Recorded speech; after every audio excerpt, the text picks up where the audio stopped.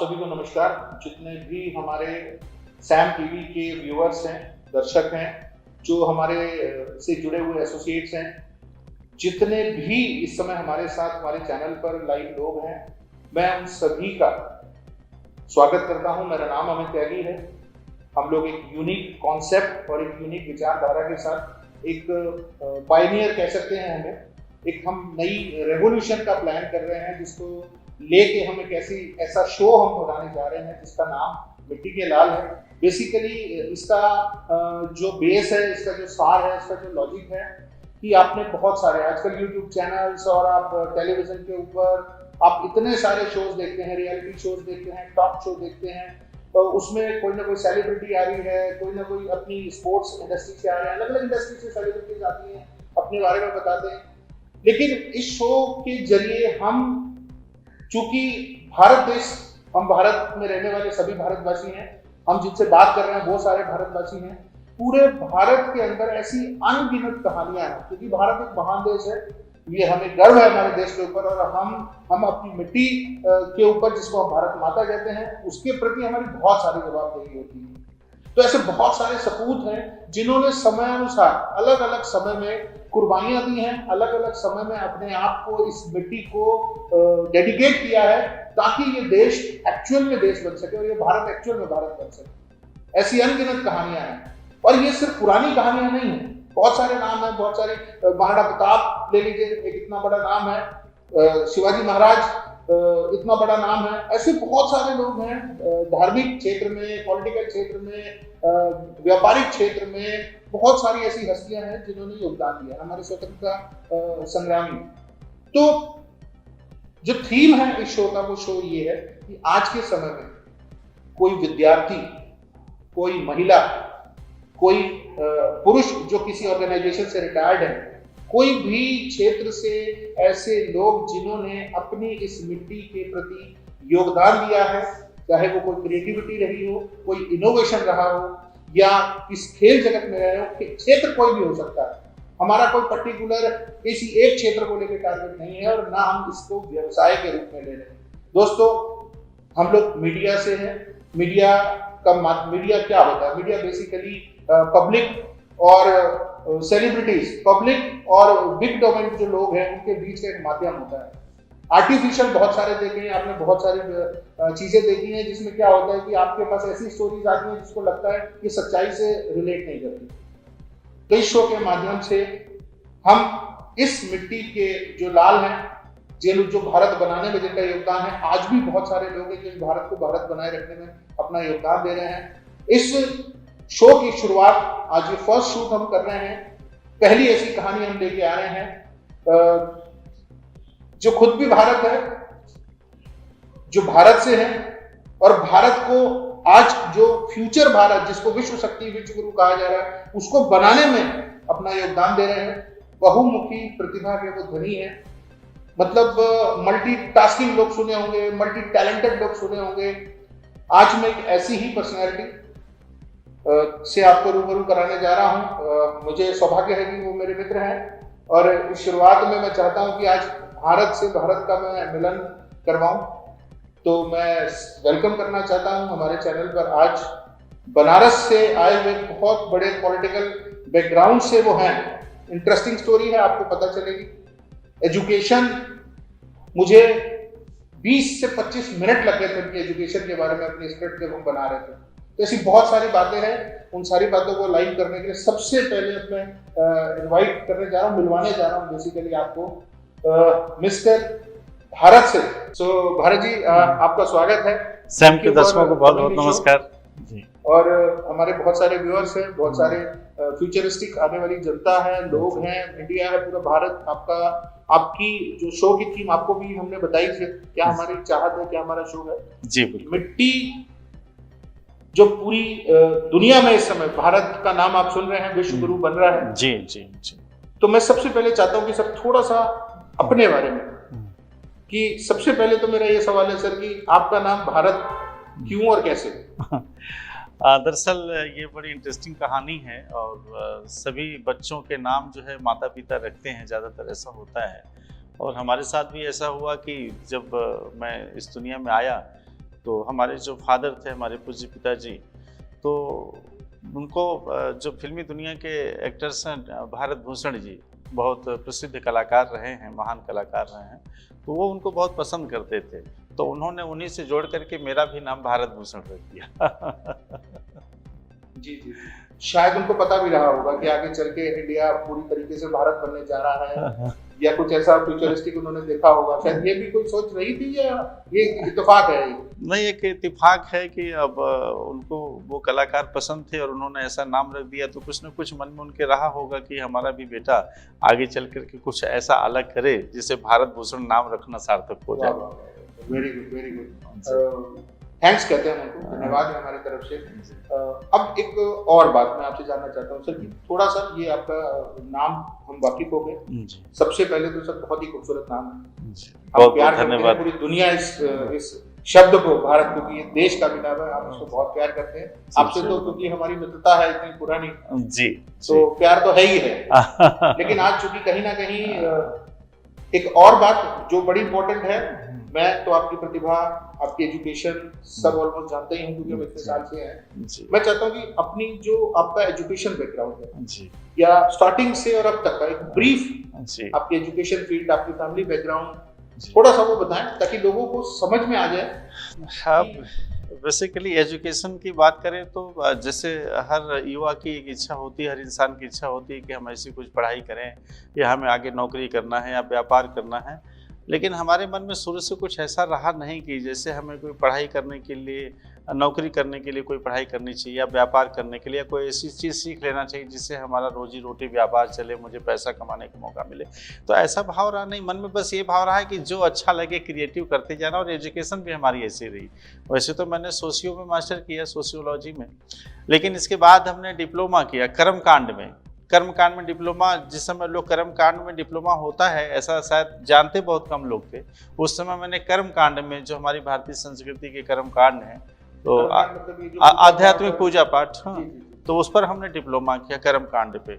हमने मराठी भाषा पे डिप्लोमा किया, अच्छा, हाँ, और हमने फोटोग्राफी में डिप्लोमा किया, 3 डिप्लोमा हमने किया। मतलब ये शौक कि बस ये अच्छा लग गया, मुझे ये करना है तो फिर करना है, तो इस तरीके से हमने डिप्लोमा की। फिर सर्टिफिकेट कोर्स हमने किया, हमने गांधीयन थॉट में सर्टिफिकेट कोर्स किया, गांधी विचारधारा में, और हमने संस्कृत संभाषण में किया, और हमने योगा में जो है सर्टिफिकेट कोर्स किया। तो इस तरीके से हमारे 3 सर्टिफिकेट कोर्स रहे।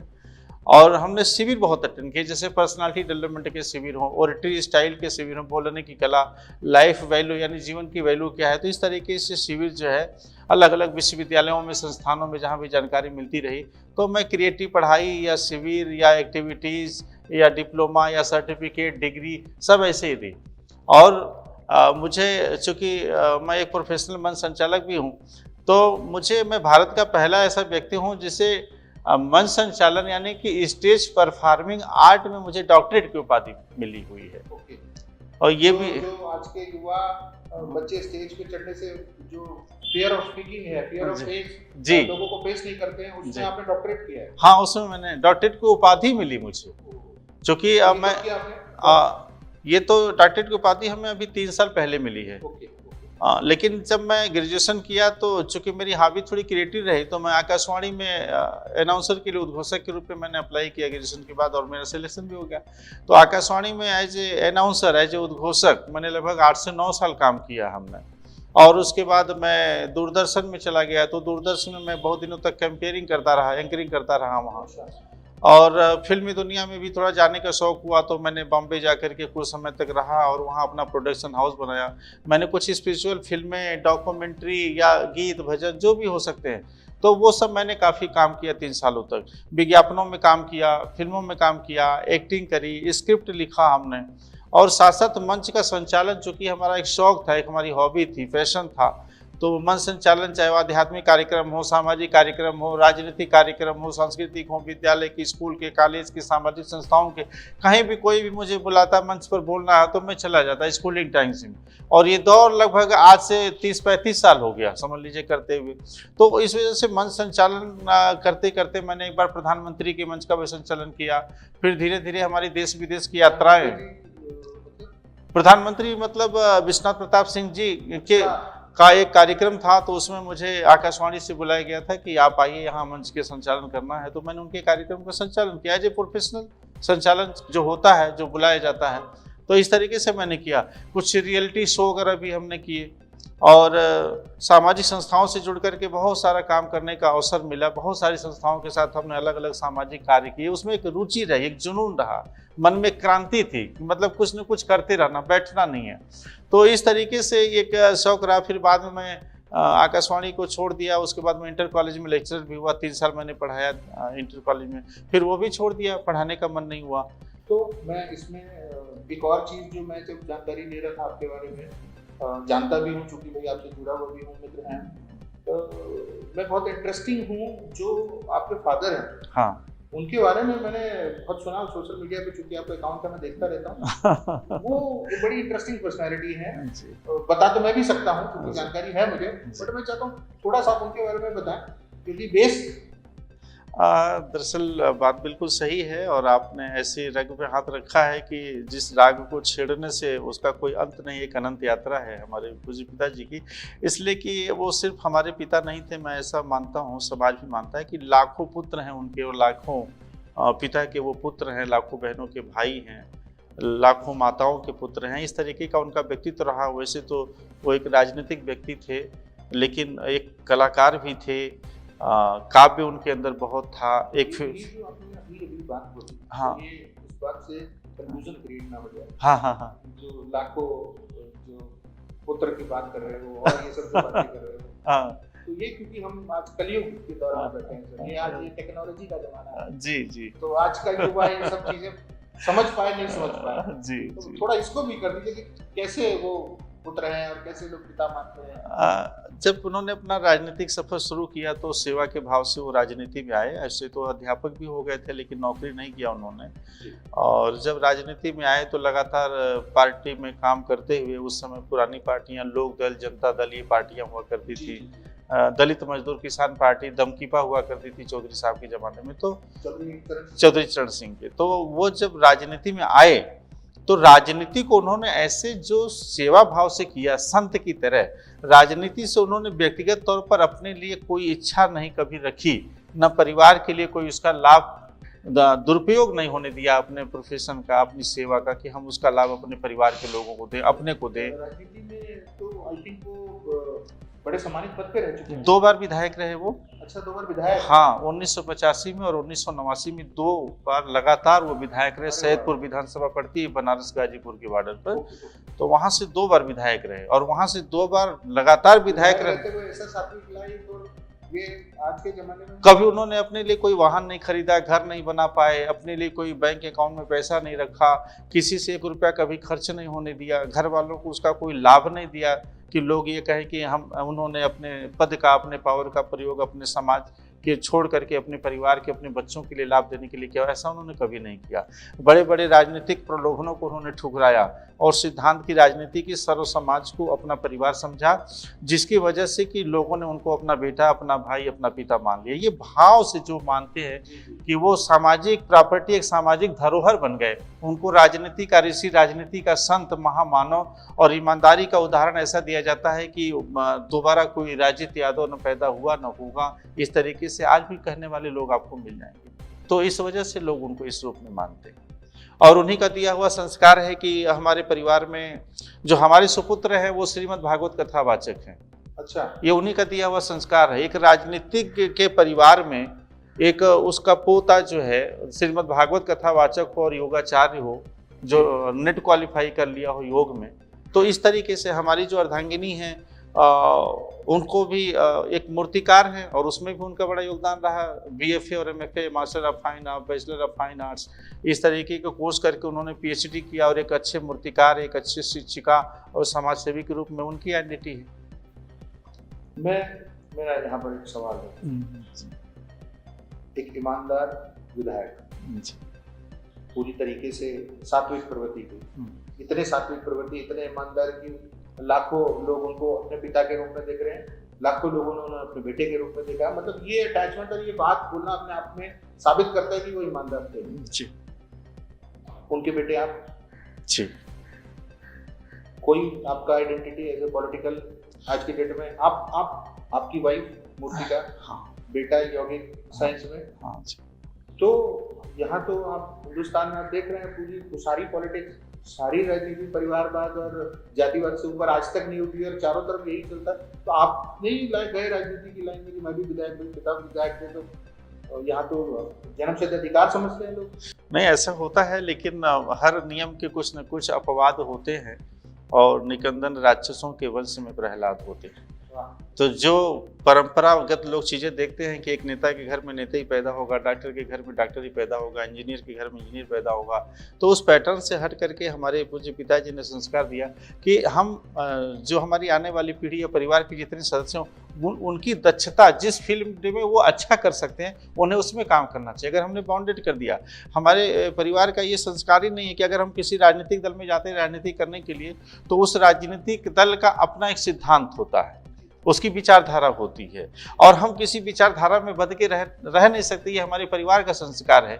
इसी वजह से हमारे पूज्य पिताजी ने अपने राजनीतिक जीवन में बड़े बड़े प्रलोभनों को ठुकराया, बड़े बड़े अवसरों को ठुकराया। उन्होंने कहा कि वैचारिक तालमेल नहीं हो पाया, तो जिसकी वजह से ये संस्कार परिवार में आ गया। अब हम ये किसी भी विचारधारा में बंध के नहीं सकते। हमारी विचारधारा भारत की विचारधारा है, भारत की संस्कृति हमारे परिवार की विचारधारा है, भारत की परंपरा हमारे परिवार की विचारधारा है, तो सब उसी से पोषित है। और भारत के जो विभिन्न प्रकार की संस्कृतियां रही, चाहे शिक्षा के क्षेत्र में चाहे सेवा के क्षेत्र में, तो वो हम अपना के चलते हैं। ये अपना पारिवारिक संस्कार बना लिया। एक और बात जो आपके बारे में विश्व विख्यात है, विश्व विख्यात इसलिए कि आप भारत के बाहर भी जा चुके हैं। मुझे पता है, मैं आपके पेजेस को फॉलो करता हूँ, मैंने खुद देखा है आपने इंडोनेशिया की भी यात्रा की, मलेशिया भी आप गए थे, तो वहाँ पर भी आपकी मीटिंग्स को मैंने देखा है, इसे देखते रहते हैं। तो आपको वाणी पुत्र भी कहा जाता है, ये आइडेंटिटी है आपकी। और नो डाउट हम चूंकि काफी साल से हैं तो आपकी आवाज, चूंकि आप एक कवि भी हैं जी जी, इसी से मिल के आपको, क्योंकि मंच संचालन में आप दक्ष हैं, एक्सपर्ट कह सकते हैं, इसीलिए डॉक्टरेट आपके पास है, क्योंकि वो एक कला है, उसमें डॉक्टरेट है। तो ये वाणीपुत्र और ये जो एक स्पेशलिटी आपके अंदर है जो शायद यूनिक है, जैसे अगर ये यूएस होता तो शायद वो पेटेंट भी हो गई होती। जैसे माइकल जैक्सन ने कुछ पेटेंट्स करा लिए थे, आई थिंक मेरे पास वो कंप्लीट डेटा नहीं है। तो आपके पास एक ऐसी यूनिक चीज है आपकी वाणी में, क्योंकि एक हास्य कि आप एक्सपर्ट माने जाते हैं, तो वो थोड़ा सा मैं जानना चाहता हूँ, वो क्या है और कैसे क्यों कहा जाता है आपको? ये एक बड़ी इंटरेस्टिंग स्टोरी है इसके पीछे अमित जी की। जो हमारे फादर थे, जैसे हर आदमी है इंसान, तो दुनिया में जितने भी इंसान हैं सब हंसते हैं, और सब हंसते हैं तो सबकी हंसी अलग अलग होती है। आप इंसान सभी हैं लेकिन देखेंगे तो सबके चेहरे अलग अलग हैं, है ना। तो उस तरीके से हंसी भी अलग अलग होती है। तो हमारे पूज्य पिताजी, लेकिन हमारे परिवार के साथ ऐसा डीएनए में, हमारी परंपरा में क्या है कि जैसे वो हंसा करते थे तो उनकी हंसी एक यूनिक हंसी, मतलब ऐसी हंसी कि अगर उनकी हंसी कोई सुन ले तो उस हंसी को सुन के हंसने लगे। एक ऐसी कुदरती प्रतिभा उनके अंदर, ये आपके फादर में भी थी। और वही सेम चीज, वही चीज, जैसे हमारे चैनल का नाम है सेम, तो वही सैम और सेम में कोई ज्यादा अंतर नहीं है। तो सेम वही हंसी हमारे अंदर आ गई। जैसे मैं हंसता हूं तो फोन पर अगर कोई सुन ले तो लगता है कि मैं नहीं, मेरे पिताजी हंस रहे हैं, तो उनको लगता है अरे वो तो विधायक जी कहाँ से आ गए, वो हंसने लगे। ये सच बात है। तो मैं आप और हम जब भी कई बार बात करते हैं शायद हम 20 मिनट तो हंसते रहते हैं, केवल हंसते रहते हैं। और हंसी ऐसी कि ऐसी हंसी दुनिया में दूसरे से किसी से आप नहीं सुन सकते, दुनिया में कहीं नहीं सुन सकते। अब ऐसा लोगों का कहना है। अब ये कुदरती व्यवस्था है, उसके लिए क्या किया जा सकता है। हमारे जो सुपुत्र हैं अब उनके अंदर भी यही हंसी का टच धीरे धीरे आने लगा, वो भी ऐसे ही हंसते हैं। तो वो एक जैसे हंसी की विरासत, हंसी की परंपरा, अब वो ऐसी कि परिवार में कोई भी आए तो आनंदित हो जाए बस हंसते हंसते। सर मैं यहाँ पर पूरा जी, आजकल लोग लंबी वीडियोस नहीं देखना चाहते, हाँ, बड़ा शॉर्ट टेम्पर्ड लोग हो गए हैं, रील्स में और शॉर्ट्स में चली गई है दुनिया, लोग देखते नहीं है वीडियोस। और मैं भी यहाँ किसी को फोर्स नहीं करने वाला, मैं अपने सभी लोगों से कहना चाहता हूँ हमारी तरफ से कोई फोर्स नहीं है। आप हमें सब्सक्राइब करें, आप हमें शेयर करें। देखिए सिर्फ एक बार जो भी हम स्टोरीज लाएंगे आप उनको देखेंगे तो आप मजबूर अपने आप हो जाएंगे, क्योंकि रियलिटी सबको पसंद आती है। तो आज अब ये जो बात है, ये बात में सर मैं चाहता हूँ कि एक बार क्योंकि हम ऑलरेडी बात कर रहे हैं, अभी और भी बात करेंगे, जो लोग हमें देख रहे होंगे, जो वीडियो चल रही होगी, तो हमें उनका मोड भी चेंज करना है। तो मैं चाहता हूँ जितने भी दर्शक, क्योंकि ये टेलीकास्ट होने वाला इंटरनेशनल जी, तो क्या हम वो हंसी सुन सकते हैं सर? वो यूनिक जो वर्ड में नहीं है किसी के पास, वो उसकी एक झलक सर प्लीज मेरे लाखों करोड़ों फैंस के लिए और लोगों के लिए। अगर आप मुझे अगर ऐसे ही हंसाएंगे तो ये डिमांड बढ़ने लगेगी, मुझे बार बार हंसते ही रहना पड़ेगा। तो सर आपको पता है सबसे ज्यादा पेशेंट आके जिसमें किस चीज के, सबसे ज्यादा बीमार किस बीमारी से लोग हैं? स्ट्रेस से लोग हार्ट अटैक से जा रहे हैं। हाँ, लोगों के पास ना तो हंसने का कारण है ना हंसने की वजह है। उन्हें हंसना आता ही नहीं है, हंसना भूल गई। क्योंकि यहाँ माँ बाप के पास बच्चों के पास बैठने का टाइम है, बच्चों के पास माँ बाप के पास बैठने का टाइम नहीं है। ये दुनिया इतनी व्यस्त है, क्यों कहाँ कैसे व्यस्त है तो वही जानते हैं। ऐसे में यूनिक सर बाबा रामदेव ने भी हास्य योगा को सबसे बड़ा उपाधि दी है। पार्क में आप सब देखते रहते हैं। हाँ, आजकल तो सुबह देखते हैं कि पार्कों में भी, उसमें पूरी दुनिया में पेटेंट है आपके पास।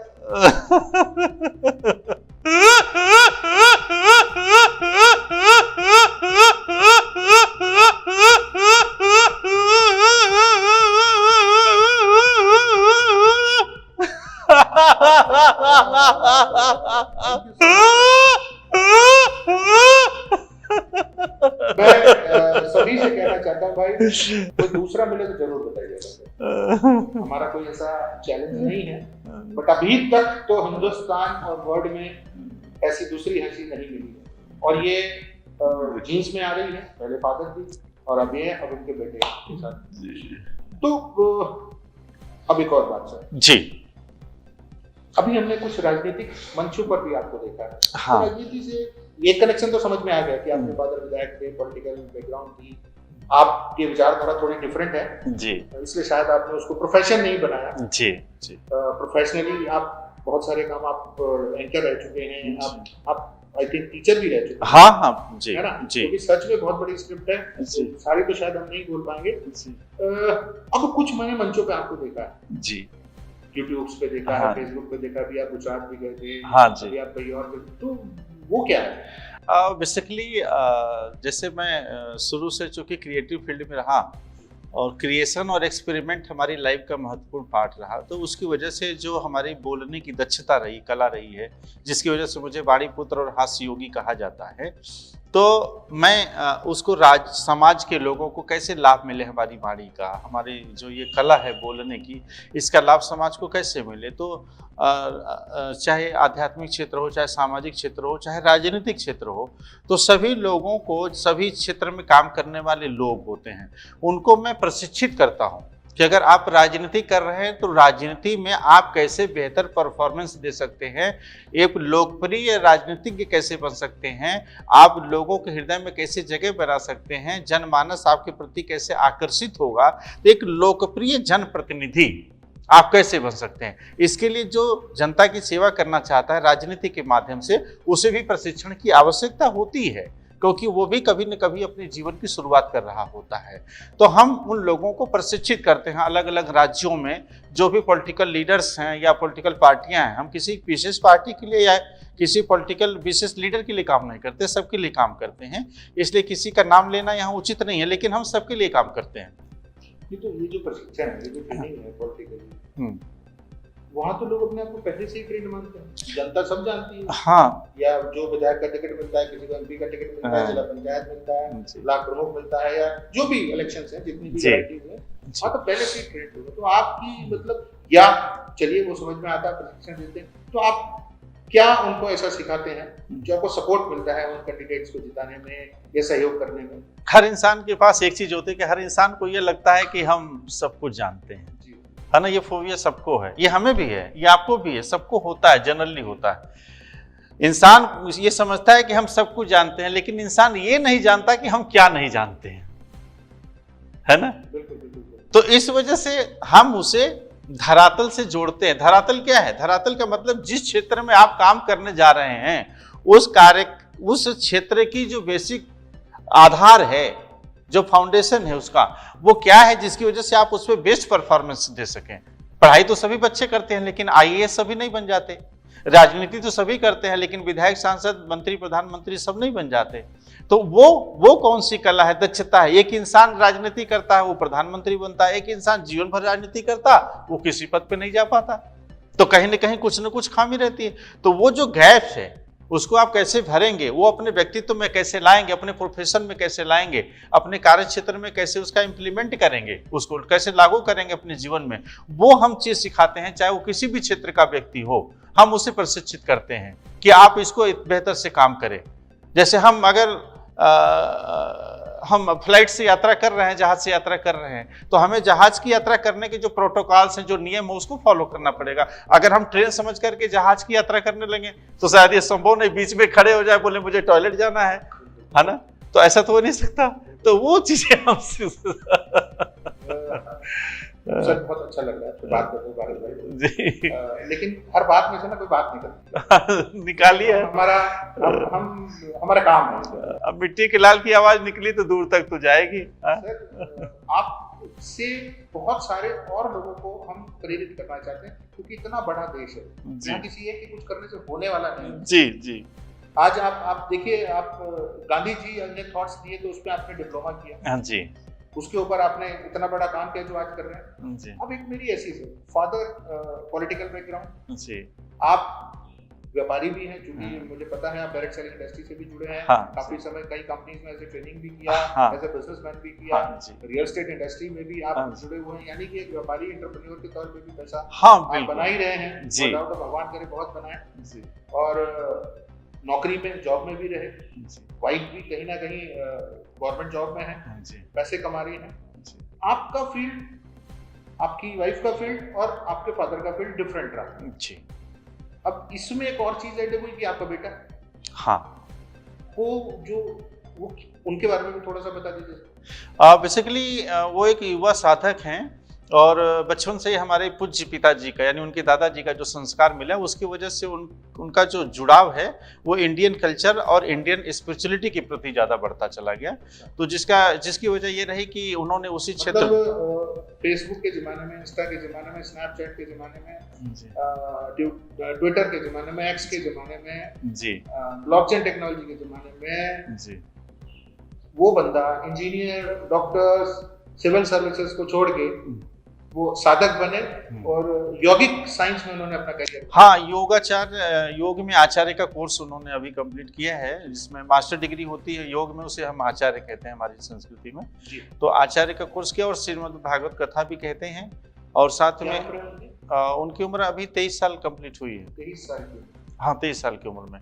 और उनका लक्ष्य ये है कि हमारी युवा पीढ़ी है, जो हमारी समकक्ष पीढ़ी है, उस पीढ़ी को हम भारतीय संस्कृति की जो शिक्षा रही है, जो पद्धति रही है, जीवन शैली रही है हमारी, उसके प्रति आज के यूथ को जागरूक करना, और उस शैली से जोड़ करके हम उस तरफ लेके जाए जहाँ पे कि भारत को हम विश्व गुरु बनाने की बात करते हैं। तो भारत को विश्व गुरु बनाने का फार्मूला केवल भारत की संस्कृति रही है, भारत की प्राचीन परंपराएं रही हैं, जो हमें एक दूसरे को वैज्ञानिक और आध्यात्मिक तौर पर पोषित करती हैं।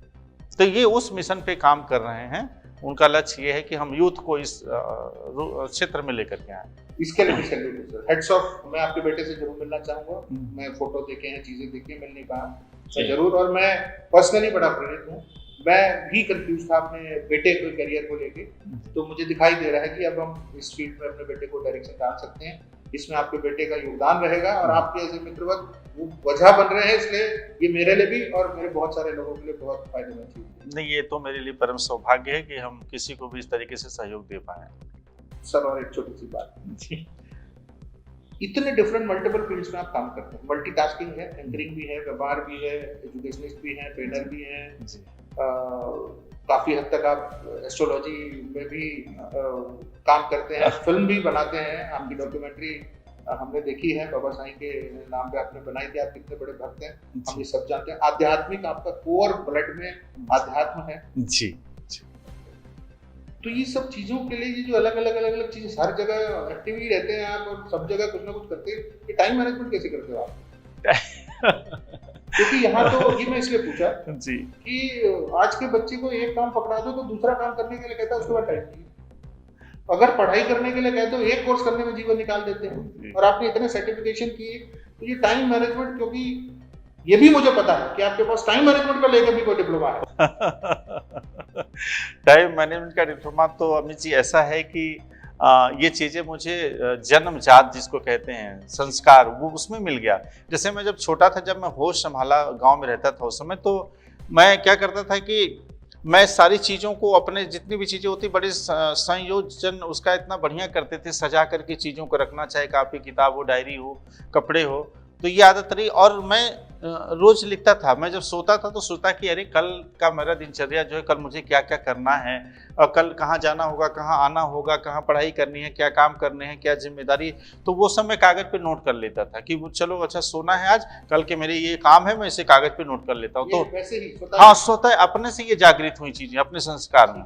तो मैं बचपन से ही कल सोना है तो सोने से पहले कल का कार्यक्रम कागज पे लिख लेता था, बना लेता था, फिर सो जाता था। टू डू लिस्ट, हाँ, एकदम बना के। और मुझे ये लगता था कि जब मैं ये काम करता था, जैसे छोटा था तो ज्यादा नहीं महसूस हुआ, लेकिन जब मैं जैसे जैसे बड़ा होता गया तो जैसे मैं कागज पर ये सारे शेड्यूल अपने लिख देता था कि कल मुझे ये करना है, तो रात को जब मैं सोता था तो एकदम निश्चिंत, तनाव मुक्त नींद आती थी, बड़ी अच्छी नींद आती थी। बोले जितना सर में लोड है, सोचता है आदमी सोते समय, वो सब मैं कागज पे उतार देता था, सब लोड कागज पे कर दिया। बोले कल ये करना, उठेंगे देख लेंगे, काम शुरू हो जाएगा, टेंशन फ्री।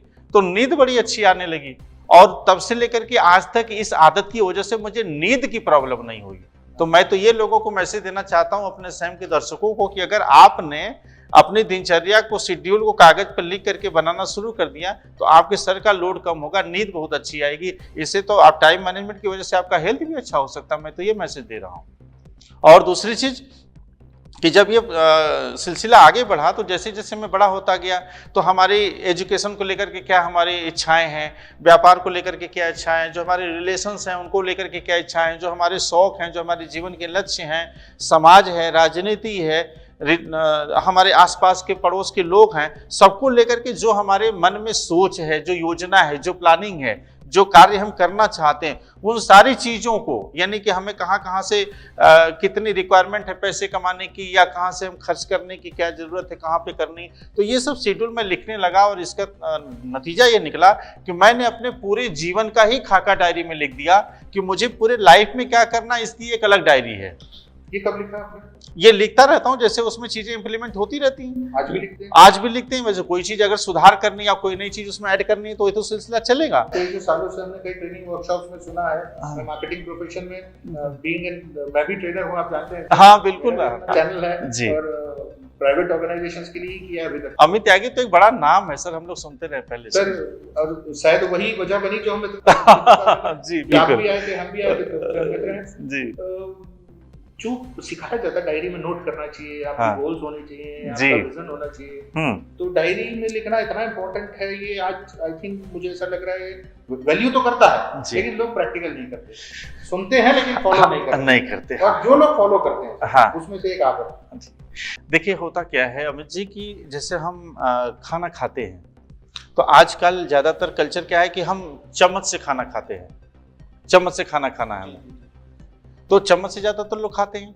लेकिन आप फील करिए कि जिन लोगों ने हाथ से खाना खाया है और वो फिर चम्मच से खाना खाने लगे तो उनको ये महसूस होता होगा कि हाथ से खाने में और चम्मच से खाने में सेटिस्फेक्शन का क्या फर्क है। ये उनसे पूछेंगे तो आप बताएंगे। लेकिन जो बच्चा केवल चम्मच से ही बचपन से खाना शुरू किया, उस फीलिंग्स को नहीं बता सकता कि दोनों में क्या अंतर है और दोनों में सेटिस्फेक्शन का लेवल कितना अलग है। उसी तरह से आज टेक्नोलॉजी और कंप्यूटर के युग में भी, सोशल मीडिया के युग में भी, अगर आपने हाथ से लिखना बंद कर दिया तो जिस दिन आदमी हाथ से लिखना बंद कर देगा उस दिन वो आदमी खुद जो है अपने को डेड महसूस करेगा। हाँ, आप हर चीज, जैसे अगर ये भी सजेशन लोग मानेंगे तो आज के युवा डायरी में नहीं लिखना चाहते, वो नोटपैड में लिख रहे हैं। लेकिन लिखना चाहिए। लिखने से क्या है कि आपकी मानसिक सक्रियता बनी रहती है लिखने की वजह से, क्योंकि आपके अंग काम करते हैं। और जब आप मोबाइल पर टाइप करते हैं तो आपका दिमाग काम करता है, दिल काम नहीं करता, केवल दिमाग से। सोच कुछ और रहे हैं, बोल कुछ और रहे हैं। लेकिन जब आप लिखते हैं तो सोचना और लिखना दोनों एक साथ होता है। भारत भाई, एक बड़ा जरूरी सवाल मैं करना चाह रहा हूँ आपसे जी, जो मेरे लिए नहीं, सारी इस समय पूरे भारत के लिए इम्पोर्टेंट है जी। और शायद आप सही व्यक्ति हैं जिससे ये सवाल करके आई थिंक हमें लगता है कि रियल जवाब लोगों तक पहुंच जाए। मैं कोशिश करूंगा कि आज का जो ट्रेंड चल रहा है चारों तरफ, क्योंकि आप हर तरीके से जुड़े हुए हैं, अध्यात्म से जुड़े हुए हैं जी, आप बिजनेस बैकग्राउंड से जुड़े हैं, टेक्नोलॉजी नो डाउट आप आज के हैं तो टेक्नोलॉजी से भी जुड़े हैं। एक बहुत बड़ी परेशानी है, बहुत बड़ा कंफ्यूजन है, एक बहुत बड़ी भ्रांति है कि आज का युवा सब देख रहा है। वो पॉलिटिकल, चूंकि देश पॉलिटिक्स सिस्टम से चलता है, ब्यूरोक्रेसी से चलता है, लेकिन ब्यूरोक्रेसी को गवर्न तो अल्टीमेट पॉलिटिशियंस कर रहे हैं। हाँ, तो पॉलिटिक्स और ब्यूरोक्रेट्स का कंबाइंड काम करना है, ये अपने आप में बहुत बड़ा चैलेंज हमें भी लगता है। एक तरफ जातिवाद चल रहा है, एक तरफ परिवारवाद चल रहा है, एक तरफ धर्म का बिजनेस चल रहा है, क्योंकि सभी लोग बिजनेस बोल रहे हैं उसे। सही और गलत का चुनाव, सही और गलत का चुनाव एक आम आदमी के नजरिए से। देखिए अभी हम किसी लीडर की बात नहीं करेंगे क्योंकि हम कोई पॉलिटिकल नहीं है, मैं सिर्फ लोगों की बात कर रहा हूँ जी, क्योंकि सही और गलत की पहचान जी पॉलिटिकल वे में मैं बात करूँ, आज का युवा किसको फॉलो करे? देखिए अमित जी, ये सवाल थोड़ा सा, चूंकि आप पॉलिटिकल ट्रेनर हैं, हाँ जी, क्योंकि जब आप जाते होंगे कोई हो सकता है आपको सारी पार्टियां इनवाइट कर लें। जी बिल्कुल करती हैं, अलग अलग पार्टियां करती हैं, मैं सबके लिए काम करता हूँ जी।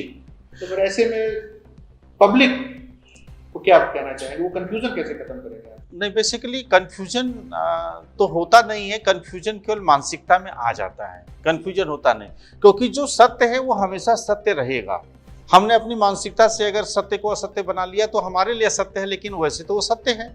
उसी तरीके से आज का जो यूथ है, जो हमारे देश की जनता है, खासतौर से युवा वर्ग जो हमारा है, तो उसे ये मालूम है कि सही क्या है और गलत क्या है, हम तरक्की किस वजह से कर सकते हैं, हम आगे किस वजह से बढ़ सकते हैं। दुनिया में आज कंपटीशन बहुत ज़्यादा है, तो अगर हमारी आपस में कंपटीशन है तो कंट्री से कंट्री की भी कंपटीशन है कि हमें हमारे अपने देश को विकसित देश बनाना, विकासशील देश से विकसित देश की तरफ ले जाना है, विश्व गुरु बनाना है, हमारे देश की पहचान अच्छी हो, हमारे देश की संस्कृति को लोग जाने, हमारी परंपरा को जाने, तो सब जानते हैं। तो मेरे ख्याल से हर आदमी के जीवन की प्रथम प्राथमिकता जो होनी चाहिए कि हमारा राष्ट्र, हमारा देश कैसे तरक्की करेगा और वो कैसे हर प्रकार से महफूज रहेगा, सुरक्षित रहेगा।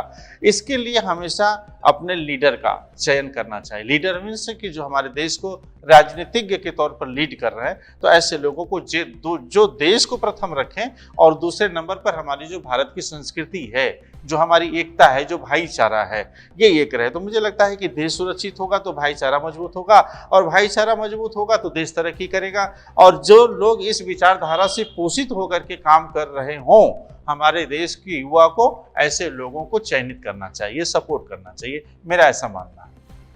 अब हम कुछ शब्दों के साथ एक फाइनल, अब मैं, जैसे हम एक पेरेंट हैं, आप भी पेरेंट हैं जी, बच्चों की बात कर ली, युवा की बात कर ली, अब हम जो पढ़ लिख गए हैं, जो ग्रेजुएशन में चले गए हैं, जो इंजीनियरिंग डिग्री कर रहे हैं, या इस लेवल पे वो मैच्योरिटी पर आ जाते हैं जी। अब मैं ये थोड़ा सा कहना चाहता हूँ कि आप उन पेरेंट्स को जिनके बच्चे भी छोटे हैं, प्राइमरी सेक्शंस में हैं, जूनियर सेक्शंस में हैं, इंटरमीडिएट सेक्शन में हैं, जिनको भी करियर बनाना है, उनको सिर्फ या तो सिविल सर्विसेज पता है, क्योंकि 24 घंटे सोशल मीडिया पे सिविल सर्विसेज की कोचिंग का इतना बड़ा बिजनेस चल गया है कि सरकार को बोलना पड़ गया। चारों तरफ उनको इंजीनियरिंग दिख रही है, चारों तरफ उनको मेडिकल्स के दिख रहे हैं, या फिर बॉलीवुड दिख रहा है या स्पोर्ट्स दिख रहा है। क्या सिर्फ यही प्रोफेशन है? क्योंकि एक एक्सपर्टाइज और है आपकी, जो मुझे नॉलेज है जी जी, क्योंकि आप प्रोफेसर भी रहे हैं जी, तो वो बहुत सारी कुछ एक जानकारियां आप पे हैं जो हमने कल डिस्कस भी किया था जी। वो मैं चाहता हूं कि एक बार युवा को बताएं, क्योंकि यहाँ क्या हो रहा है सर, आप रोज सुन रहे हैं, आज वहाँ युवा आंदोलन कर रहे हैं, टीचर्स आंदोलन कर रहे हैं, नौकरी के लिए आंदोलन कर रहे हैं, गिने चुने 5-7 प्रोफेशन। क्या सिर्फ 5-7 प्रोफेशन पे ही ये पूरा साम्राज्य? नहीं, ऐसा नहीं है। देखिए है क्या कि ये बहुत बड़ी समस्या है। जिस तरीके से हमारे देश में या दुनिया में कहीं भी अगर बेरोजगारी की समस्या है, तो बेरोजगारी की समस्या जो है वो तो होती ही है, लेकिन उसके अलावा बेरोजगारी की समस्या के कारण एक और भी है कि हम सारे रोजगार के बारे में जानते नहीं है, अवसरों के बारे में जानकारी नहीं, उसकी एजुकेशन की कमी, उसकी शिक्षा की कमी है। इस वजह से भी पर्टिकुलर किसी भी फील्ड में भीड़ ज्यादा हो जाती है और लगता है कि लोगों को नौकरी रोजगार नहीं मिल रहा। ये समस्याओं का समाधान हम अपने लेवल पर भी कुछ इस तरीके से कर सकते हैं। मैं तो गार्जियन से भी निवेदन करूंगा, जो हमारे अभिभावक हैं, कि अपने बच्चों के लिए इस काम को करें कि जैसे हम लगता है कि बच्चों को, जैसे हमने बीए करा दिया तो बीए करा रहे, बीएससी करा दिया या एमबीए करा दिया या बीटेक करा दिया या बीसीए करा दिया, जो प्रचलित कोर्स हैं जिसमें सभी चाहते हैं। अब कोई प्लानिंग नहीं है घर में, गार्जियंस की बच्चों के साथ कोई डिस्कस नहीं कि बच्चा आखिर में क्या क्या कर सकता है, या हम बच्चे को ये बता सके कि इसके अलावा क्या क्या अवसर है जहाँ पे बेस्ट कर सकता है बच्चा। तो जो हम ऑप्शन देते हैं उसी में से वो चूज करता है, और उस ऑप्शन से उसकी प्रतिभा, उसका नेचर शायद नहीं मैच करता, उसको कुछ और करने को चाहिए, कुछ और बेहतर कर सकता है, लेकिन हमने ऑप्शन इतने ही दे दिए, बाकी लिमिट दे दी, जानकारी है नहीं, तो उसी में से चूज करता है और उसमें भीड़ बढ़ती जाती है और लोग कामयाब भी नहीं होते। इसकी वजह से लोग फ्रस्ट्रेशन में आते हैं। तो मेरा ये कहना है कि जो गार्जियंस हैं और जो स्टूडेंट्स हैं, सभी जो है जितने भी विश्वविद्यालय हैं हमारे देश में, मान्यता प्राप्त विश्वविद्यालय, राज्य विश्वविद्यालय, शिक्षण संस्थाएं जहां पे हम शिक्षा ग्रहण करते हैं, उनकी वेबसाइट्स पे जाकर के आप सर्च करें कि कौन कौन से कोर्स नियरेस्ट विश्वविद्यालय और कॉलेज में कौन कौन से कोर्स चल रहे हैं, और उसमें जो एडमिशन है वो होते हैं तो कितने बच्चे किस विषय में कितने बच्चे एडमिशन लेते हैं, उनका रेशियो क्या है। बहुत सारे ऐसे विषय रह जाते हैं जहां पर कोई एडमिशन ही नहीं लेता, और पता चला अगर उस पढ़ाई को हम पढ़ ले तो हमें नौकरी भी आसानी से मिल जाए, हमें स्वरोजगार भी मिल जाए, दोनों चीजें मिल सकती हैं। लेकिन हम क्या करते हैं कि हमने बीएससी बीकॉम कर लिया, हमने बीएड बीटीसी कर लिया और वेट कर रहे हैं। तो हम यही चाहते हैं गार्जियन से भी और स्टूडेंट्स से भी निवेदन करते हैं कि आप ऐसे कोर्स को सर्च करें जिसमें स्टूडेंट्स की कमी है लेकिन उसमें रोजगार आपको तुरंत मिल सकता है। तो आप ऐसे विषय में भी एडमिशन लें और पढ़ाई करें, आपको अच्छा अवसर भी मिलेगा काम करने का, स्वरोजगार करने के, और नौकरी भी मिलेगी। आप ये कहना चाहते हैं कि सोच के दायरे को थोड़ा बढ़ाओ, मतलब ये नहीं कि सिर्फ पुलिस में ही जाना है, टीचिंग में ही जाना है, इंजीनियर ही बनना है, ऐसा नहीं। इससे बेटा जो भेड़ चाल है, हाँ, उससे हटके बहुत सारे ऑप्शन हैं जहाँ जॉब ही चाहिए ना। क्योंकि यहाँ क्या होता है हिंदुस्तान में, जो हम सब हिंदुस्तानी हैं, जॉब को लेकर मानसिकता बड़ी डिफरेंट है। नहीं, जॉब में सेटिस्फेक्शन, उन्हें सेटिस्फाइड होता है, बिजनेस से डरते हैं, कोई बात नहीं।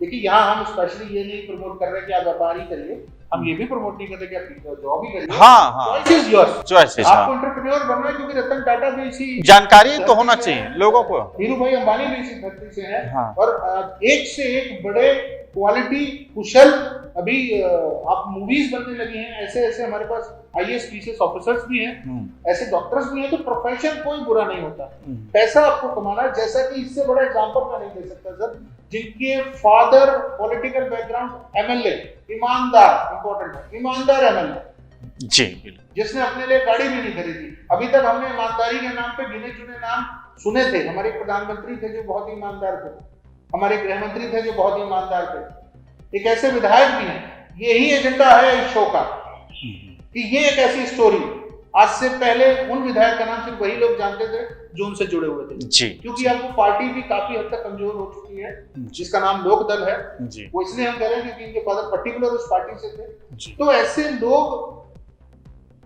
जो मैं सभी से कहना चाहता हूँ, सर अपनी सोच को बढ़ाइए, एजुकेशन लेवल एलिवेट कीजिए। सिर्फ आप घुसे मत रहिए सोशल मीडिया के अंदर, या पर्टिकुलर दोस्ती यारी के चक्कर में आप चले जाते हैं। थोड़ा सा डीप स्टडी करें। स्ट्रेस, जो आजकल बच्चों को बहुत जल्दी स्ट्रेस आ जाता है, अपने मन की चीज ना मिलना, इस स्ट्रेस को नॉलेज से खत्म किया जा सकता है। बिल्कुल बिल्कुल। और कुछ विशेष जो आप कुछ कहना, देखिए होता क्या है कि विशेष क्या है, विशेष हमको लगता है कि हम इमीडिएट एट दिस टाइम, कोई भी व्यक्ति हो, कोई भी इंसान हो, वो अपने लिए विशेष अवसर क्रिएट कर सकता है। मैं तो ये सोचता हूँ कि जैसे पर्यटन है, पर्यटन करना चाहिए बच्चों को, घूमना चाहिए। घूमने का मतलब ये है कि घूमने का लक्ष्य जो हमारी जो संस्कृति रही है ना, जो इंडियन कल्चर पर्यटन, कल्चर टूरिज्म है ना, हिस्टोरिकल टूरिज्म, जो ऐतिहासिक स्थल है वहाँ पे जाना, जो हमारी संस्कृति रही है, कल्चर टूरिज्म। हम एक दूसरे से मिलेंगे, घूमेंगे तो जानेंगे कि हमारे देश में किस प्रकार की संस्कृति है, कितनी भाषाएं हैं, कितना पहनावा है, कितने खान पान है, इतनी विभिन्नताएं हैं कि हमारे देश का एक एक जिला एक एक देश की संस्कृति के बराबर है।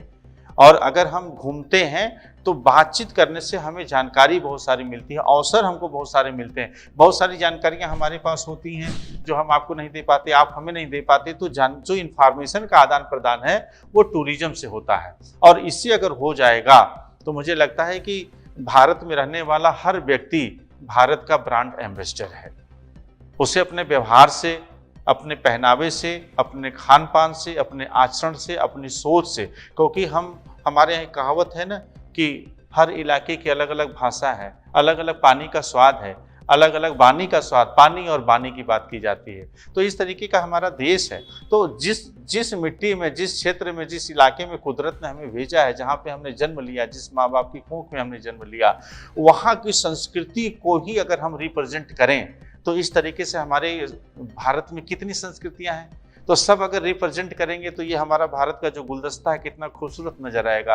हम अपनी संस्कृति से रूबरू होंगे और भारत में किसी को ब्रांड एम्बेसडर बनाने की जरूरत नहीं होगी, हर व्यक्ति भारत का ब्रांड एम्बेसडर होगा और तब जाकर के मुझे लगता है कि भारत विश्व गुरु बन जाएगा, इसमें कोई दो राय नहीं। चलिए, बहुत खुशी हो रही सर आपसे बात करते हुए। आप, जहाँ तक मेरी इंफॉर्मेशन है, बस एक आखिरी सवाल आपसे पूछना चाहूंगा कि आपकी एक्चुअल कहाँ आप पैदा हुए, कहाँ इस समय आप रह रहे हैं, उस मिट्टी के बारे में हम जानना चाहते हैं और उस मिट्टी की क्या खासियत है, क्योंकि आप एक ऐसे क्षेत्र से आते हैं जिसको पूरी दुनिया मानती है, तो उसके बारे में थोड़ा सा बताइए ताकि हम रिलेट कर सकें चीजों को। अब मेरा नाम भारत है, आपने पहले बता दिया और दर्शक भी, आप देख रहे हैं कि दर्शक हमारे उधर देख रहे हैं, आपको भी दर्शक देख रहे हैं कि आपने बताया था कि मैं भारत में हूं और भारत में पैदा हुआ हूं और इसके बाद जो है भारत की मिट्टी का रहने वाला हूं। तो मैं यही कहना चाहूँगा कि चंदौली एक छोटा सा जिला है उत्तर प्रदेश बिहार के बॉर्डर पर, उसी धरती ने मुझे जन्म दिया, उस मिट्टी का मैं लाल हूँ। और जैसे आपके कार्यक्रम का नाम भी मिट्टी का लाल है, तो हम सब चंदौली ज़िले में हम पैदा हुए, बनारस में हम रहते हैं और हमारी एजुकेशन बनारस, लखनऊ, चंदौली तीनों ज़िलों में हुई है। और इस समय हम इस कार्यक्रम में, जो आपने कार्यक्रम का नाम रखा है मिट्टी के लाल, तो मैं भारत के मिट्टी का लाल एक छोटा सा भारत। अभी आप कहाँ रह रहे हैं? अभी तो मैं वाराणसी में रह रहा हूँ। बनारस, महादेव काशी विश्वनाथ जी। भारत जी, आप हमारे बुलावे पर आए, आपने अपना समय दिया। लास्ट हम इस शो को क्लोज करते हुए मैं एक आखिरी मैसेज दिलवाना चाहता हूँ जी, कि आप लोगों को जी as a career point of view जी एक स्पिरिचुअल लीडरशिप बनने की तरफ बोलेंगे, एक पॉलिटिकल लीडर बनने के लिए बोलेंगे, बिजनेसमैन बनने के लिए बोलेंगे, कौन सी राह है जिस पर आप आज के युवा को डायरेक्शन देना चाहेंगे, इस तरफ अगर वो ध्यान दें जी, तो सेल्फ ग्रोथ, नेशनल ग्रोथ, हमारे देश जी, उनकी खुद की, देखिए अपनी इंडिविजुअल ग्रोथ तो सब चाहते हैं जी जी, तो क्या उनको अपना लास्ट मैसेज देना चाहते हैं ताकि ये मिट्टी जिसने अनगिनत योद्धा दिए हैं, अनगिनत स्टाफ दिए हैं और अनगिनत बिजनेस लीडरशिप दी है, तो वो मैसेज एक फाइनली आप उनको दें कि किस तरफ थोड़ा सा ध्यान और डिटेल में दें। जैसे आपने अपने बेटे की डायरेक्शन दी, आज वो CBSE, I think CBSE board से थे, हाँ पहले सीबीएसई से सीधे वो आचार्य, हाँ आचार्य, ये जो परिवर्तन है जी, इसमें वो खुद सक्सेसफुल भी हैं और बड़ी ऑर्गेनाइजेशन के साथ है भी, हाँ जुड़े हुए हैं जी। एक लास्ट मैसेज मैं चाहता हूँ एक बार कि किस तरफ युवा ध्यान दें तो दोनों तीनों चीजों को बेनिफिट मिले, उनको भी बेनिफिट मिले और डायरेक्टली इनडायरेक्टली अपने देश की जो विश्व गुरु हमें बनना है उसको भी सहयोग मिले। भारत के जो युवा हैं, आज सबसे ज्यादा आवश्यकता ये है कि जो हमारा डेली का शेड्यूल है, जो हमारी दिनचर्या है सुबह से लेकर के शाम तक की, उस दिनचर्या को कैसे हम जिएं, कैसे हम अपने को, पढ़ाई का शेड्यूल हो, चाहे हमारे खाने का शेड्यूल है, चाहे हमारे पहनने का शेड्यूल है, आज हमारी आदतों में, हमारी खान पान में, हमारे पहनावे में बहुत सुधार की आवश्यकता है। और उससे बड़ी चीज़ की जो हमारे परिवार के सदस्य, जो हमारे गार्जियन हैं, जो हमारे मदर फादर हैं, उनका सम्मान करना है ना, और हर काम में उनकी सहमति लेना, ये चीज़ें लगता है कि ये करियर से या भविष्य से या पढ़ाई से, रोजगार से इसका कोई लेना देना नहीं है, लेकिन इसका बहुत बड़ा लेना देना, बहुत बड़ा, यहाँ से आपको एक तरीके से पावर हाउस समझिए अपनी संस्कृति को, अपने माँ बाप को और अपनी दिनचर्या को भी। आज यूथ देर तक सोता है, देर तक उठता है, उसे कब क्या खाना है ये नहीं पता, किस डिश के साथ क्या खाना वो नहीं पता। हमारा स्वास्थ्य अच्छा रहना चाहिए। तो जब हमारा शारीरिक स्वास्थ्य अच्छा होगा तब हमारा मानसिक स्वास्थ्य अच्छा होगा, तब वैचारिक स्वास्थ्य अच्छा होगा, तब हमारा आत्मिक स्वास्थ्य अच्छा होगा। तो स्वस्थ रहना सबसे ज्यादा जरूरी है। और जब हम स्वस्थ हो जाएंगे तब हम ये निर्णय कर पाएंगे कि हमें अपनी एनर्जी को लगाना कहाँ है।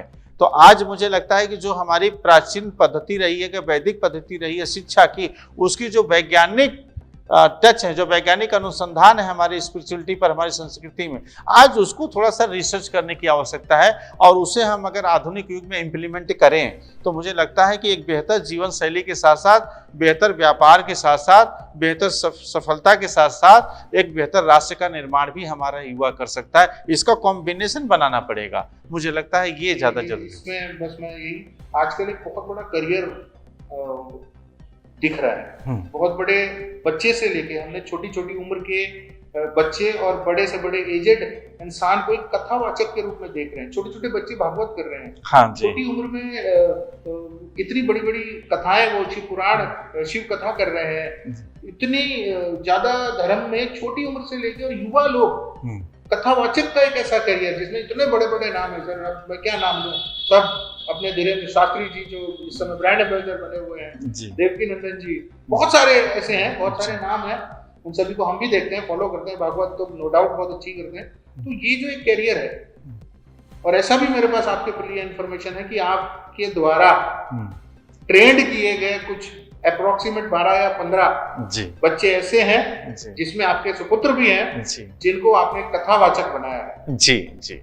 बस वो एक बात आप बताइए, तो ये मैं इसके बाद आपको परेशान नहीं करूंगा। नहीं, परेशानी की कोई बात नहीं है। ये आपने बुलाया है तो आपका अधिकार है सवाल पूछने का।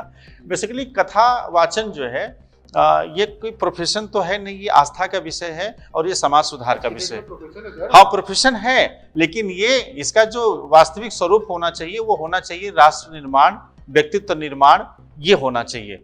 तो मैं उस दृष्टिकोण से इसे देखता हूं। और कथा वाचन केवल श्रीमद् भागवत कथा या राम कथा या शिव कथा, सारी कथाएं होती हैं। अलग अलग धर्मों में, अलग अलग पंथों में, अलग अलग आस्थाओं में अपने अपने प्रकार से धार्मिक प्रचार का एक माध्यम है, और उसमें कथा वाचन भी है ना। लेकिन मेरा ऐसा मानना है कि कथा वाचन को समाज सुधार के लिए, समाज में जो कुरीतियां रही हैं, चाहे आध्यात्मिक समझ की कमी रही है या आध्यात्मिक परंपराओं में जिसमें लोगों को कंफ्यूजन रहा है कि ये ऐसा क्यों है, तो उसका क्लियरिफिकेशन दे करके समाज को हम रिफाइन कर सकते हैं, अपनी संस्कृति को सही तरीके से लोगों के सामने सर्व कर सकते हैं, परोस सकते हैं लोगों के सामने। और कथाओं में केवल देवी देवताओं की कथा के साथ साथ सामाजिक कथाएं भी चलनी चाहिए। माता पिता की कथा होनी चाहिए कि माता पिता का क्या महत्व। मुझे लगता है कि दुनिया का कोई भी ऐसा धर्म, कोई भी ऐसा पंथ नहीं है जिसमें माँ बाप को ईश्वर, अल्लाह और गॉड से ऊपर न रखा गया हो।